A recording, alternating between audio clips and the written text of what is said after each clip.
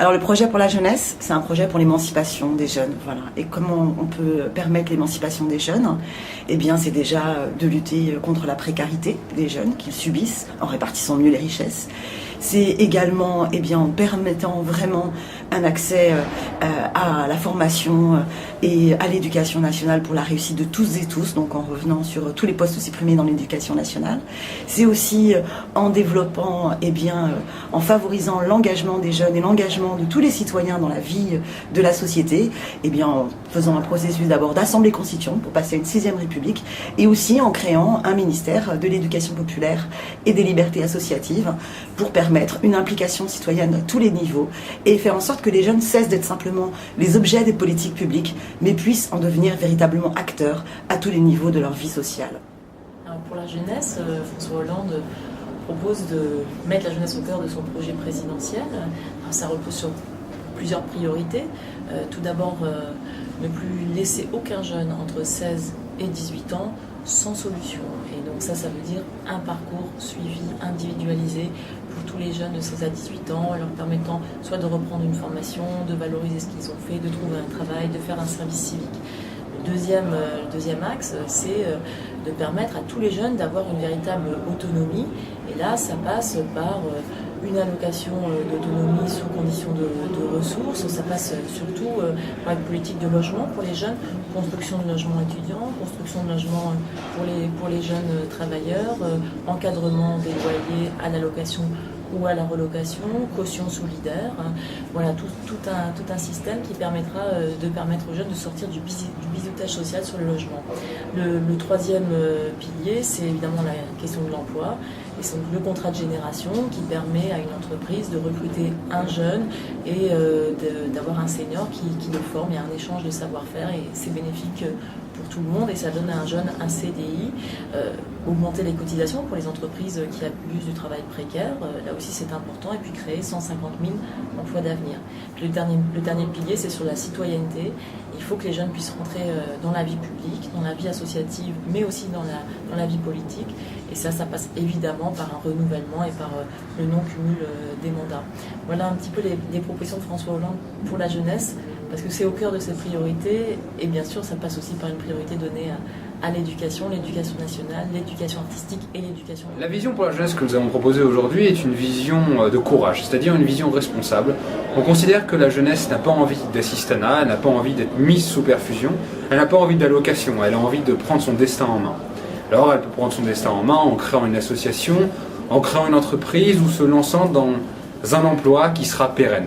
Malheureusement, on considère que ceux qui disent aux jeunes leur donner des emplois d'avenir n'ont d'avenir que le nom, puisqu'ils leur donnent des emplois qui sont financés par de la dette publique et qui ne permettent pas derrière de donner un vrai emploi. Nous, ce qu'on a envie, c'est que la jeunesse soit autonome, et c'est pour ça que j'ai été très content de participer à cette Agora JEP, puisque le CNAJEP propose une jeunesse réellement émancipée.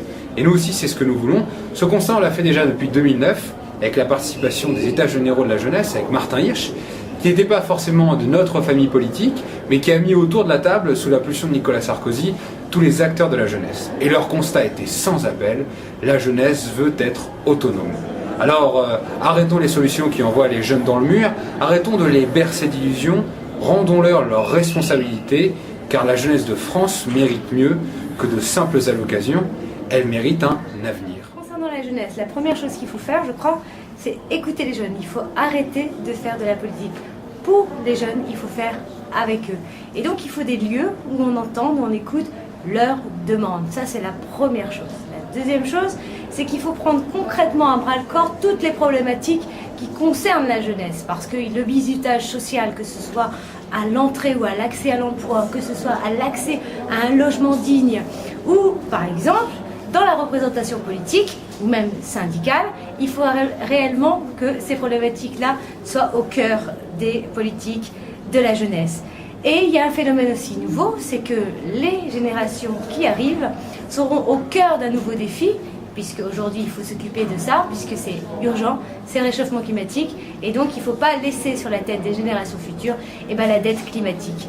Donc la première chose, pour faire face au bizutage social, il faut vite régler justement la question de l'accès à réellement l'emploi. Pour cela, il faut réellement investir sur un véritable projet d'éducation populaire dans lequel on mettra un véritable ministère qui rappellera une formation tout au long de sa vie. Et oui, ce n'est pas parce qu'on n'a pas réussi à l'école qu'on ne peut pas s'en sortir. Bien au contraire, on peut réintégrer tout au long de sa vie une formation pour pouvoir s'épanouir. Ça, c'est la première chose. La deuxième chose, nous, on est projet, un revenu et un jeune. Ça veut dire quoi concrètement? Il faut réellement mettre en place aujourd'hui un revenu d'autonomie pour toutes et tous. Parce que être autonome, c'est plus dépendre de ses parents, c'est pouvoir vivre complètement de manière autonome concernant ses études, concernant son logement, et puis pour le logement, qui est un indicateur justement d'inégalité sociale, puisqu'ils arrivent tout le temps les derniers entrants. Il faut vraiment faire exploser cette bulle immobilière. C'est pas juste que les jeunes paient 4 fois plus de loyers que les autres. Donc il faut encadrer les loyers, et il faudra construire beaucoup plus de chambres universitaires, mais bien sûr, on les fait en éco-construction, c'est-à-dire avec des matériaux économiques pour justement répondre au réchauffement climatique.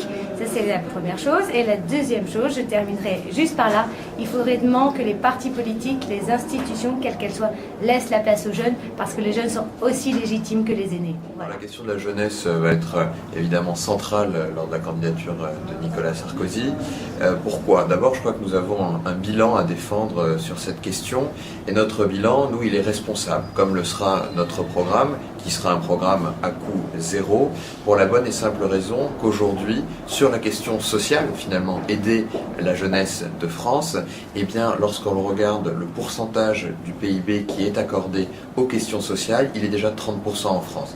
28% dans les pays nordiques, qui sont toujours un exemple. Donc ce que nous avons voulu faire pour la jeunesse pendant ces 5 ans, c'est finalement des amortisseurs par rapport à la crise. Nous avons mis un 10e mois de bourse, nous avons augmenté le RSA pour les 18-25 ans. Nous avons souhaité également que la jeunesse soit responsable, qu'elle ne soit pas assistée. Et c'est là peut-être le choix qui est différent de celui de nos opposants et de nos adversaires politiques. Nous avons souhaité une jeunesse responsable, avec notamment la prémajorité associative à 16 ans, la prémajorité dans l'engagement à 16 ans également. Et je crois que nous avons fait le choix à la fois de la responsabilité par rapport aux impératifs budgétaires dus à la crise économique, mais aussi le choix d'une jeunesse qui est libre.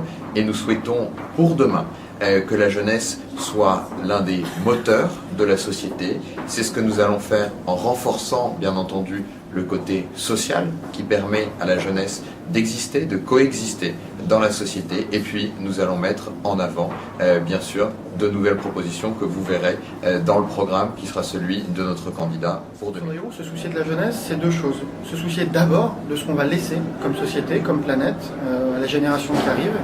Qu'est-ce qu'on va lui laisser comme État? Et donc ça nous oblige, en tant que génération de dirigeants politiques, à désendetter l'État, à réduire les déficits pour que demain, cette génération, elle ait toujours un modèle social, un pacte républicain qui soit solidaire, solide, basé sur un État qui a les moyens de ses ambitions.